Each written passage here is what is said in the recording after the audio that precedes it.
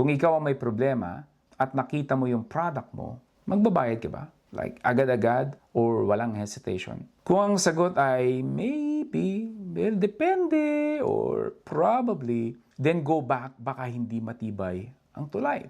Kasi pag maybe ang sagot, maybe din ang isasagot ng market mo. At ang maybe sa business almost always means no. Pero pag ang sagot mo ay absolutely take my money, then you know you have something. You see, my friend, yung makeshift, yung gawa lang nila na tulay sa Baclaran, hindi maganda. Walang branding, walang strategy, walang marketing plan. Walang logo, walang website. Pero it worked.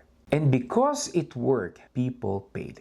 Willingly, happily, without being asked. That's how business works. Whether online man yan or offline business, whether ebook, coaching program, or traditional businesses, whether, 500 pesos lang yan or 500,000 pesos na services, sold first, sell second.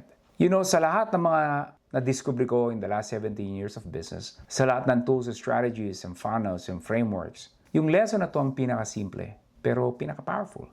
Hindi mo kailangan maging magaling sa sales, hindi mo kailangan maging extrovert, hindi mo kailangan sumikat, maging influencer, hindi mo kailangan maging expert na meron kang PhD degree o nanalo ka ng New York Times best-selling author, right? Kailangan mo lang magtayo ng tulay. Isang tulay na nakatulong sa isang taong may totoong problema.